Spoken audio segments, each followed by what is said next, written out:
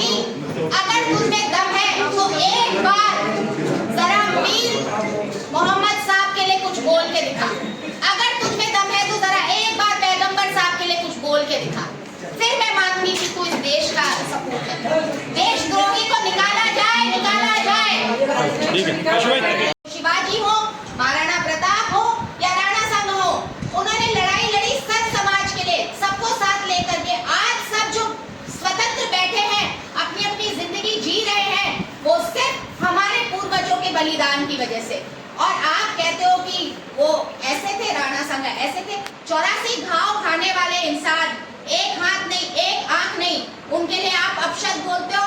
अपने नाम के आगे आपने मर्यादा पुरुषोत्तम राम का नाम लिखा हुआ है और आप कहते हो कि राणा संगा ये थे, वो थे। क्या इनका डीएनए की जांच होनी चाहिए? बिल्कुल इनके डीएनए की जांच होनी चाहिए। एक राजस्थानी में कहावत है कि हेली टूटे तो टोटा जान की हुए। तो अभी भी हम है ना कम नहीं है। राजपूत जब एक है तो हम आज भी बहुत कुछ कर सकते हैं। और फिर राजपूत जो महाराणा सांगा, ये सब समाज के लड़े, पूरे हिंदुस्तान के लड़े। उस समय जो राजपूत थे वही लड़ा करते थे। आक्रांताओं से 95% हम लोग थे। हम तो लड़ते लड़ते कम हो गए। हमारी जो होशताई थी उसमें 18, 20, 25 साल तक यार होशताई हुआ करती थी। उससे बाद युद्धों में काम आते थे और वो युद्ध में इन आक्रांताओं से लड़ते थे। पृथ्वीराज चौहान ने 16 बार इनसे लड़े और उससे 17वीं बार भी माफ करते रहे। ऐसे हमारे आक्रांत सबके लिए लड़ते थे, सर्व समाज के लड़ते थे। हर समाज के काम में हमारे समाज के लोग आया करते थे। राणा सांगा को एक अभूतपूर्व महापुरुष थे, जिनको सारा हिंदुस्तान ही पूरा विश्व जानता है। एक बार नारे वगैरह और तलवार वगैरह थोड़ा सा आक्रोश हो जाए और पूर्वजों के सम्मान में छतरानिया मैदान में आप भी बोलोगे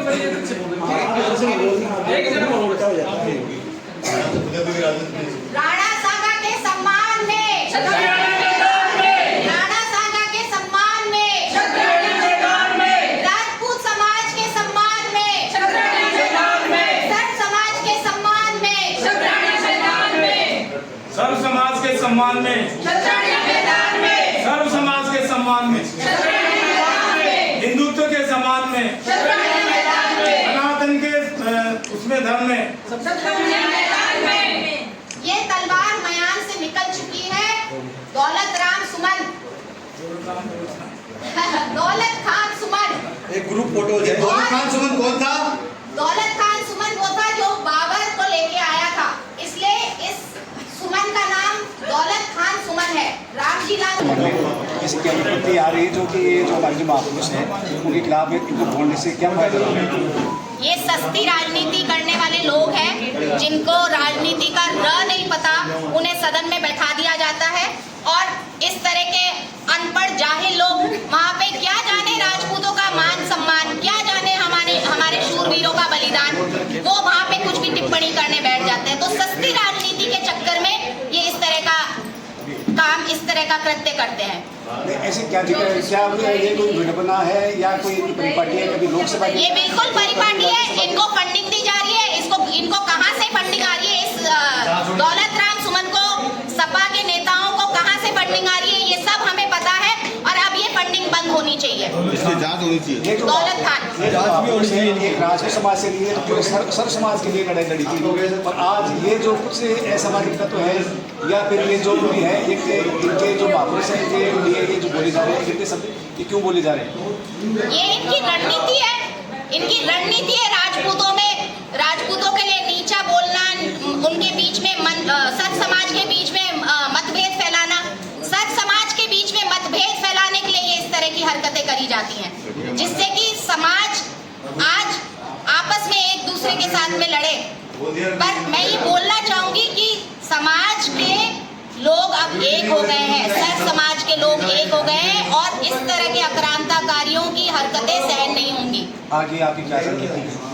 पूरे देश भर में चक्का जाम करेंगे। शतरानियां खड़ी हो गई हैं, तलवारें मयानों से निकल आई हैं। प्रधानमंत्री जी से हम यही बोलना चाहेंगे हमारे इस आंदोलन के तहत कि इसकी सदस्यता ही ना रद्द करें, इसको देश निकाला दे।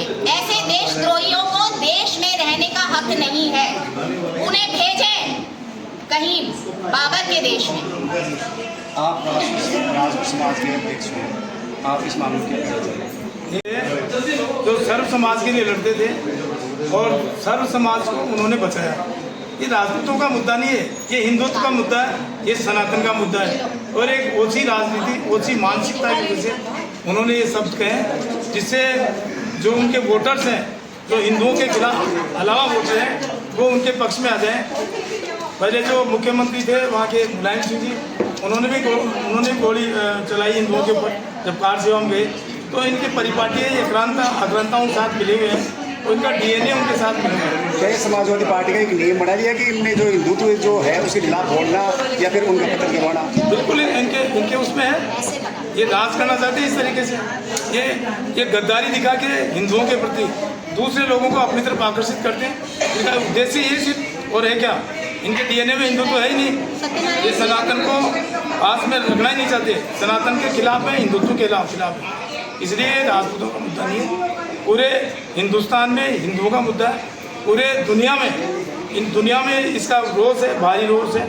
और समाज को क्योंकि समाज के डीएनए में है कि हम विरोध करेंगे इसका कि किस तरीके से ऐसी बातें हैं। तो इसलिए मैं कहता हूँ कि ये तो ओछी राजनीति है, मीडिया में सामने, मीडिया में अपना नाम, मीडिया में अपनी बात, इसके लिए ये लोग करते हैं। तो इनका कोई उद्देश्य नहीं है, कोई लक्ष्य नहीं है। एफआईआर कराओगे क्या नहीं कराओगे? क्या इसके खिलाफ एफआईआर? देखिए नियमानुसार क्या है, जो सदन में, जैसा मैंने सुना है, सदन में कोई बात होती है तो सदन में ही उसकी एफआईआर हो सकती है। हम कोशिश करें कि नियमों के आधार पर एफआईआर होगी तो वो नहीं करें। क्या एक सदन आज लोकसभा है और एक सदन उस टाइम में था जिस टाइम के अंदर पांडु टाइम के अंदर, तो उस टाइम में द्रौपदी का चीरहरण हुआ था, और आज वही स्थिति आज लोकसभा के अंदर आ रही है। जो हमारे जो महापुरुष है उनकी एक चीरहरण की तरह ही देखा जाए इसको। देखिए वो अलग मैटर था, वो अहंकार था।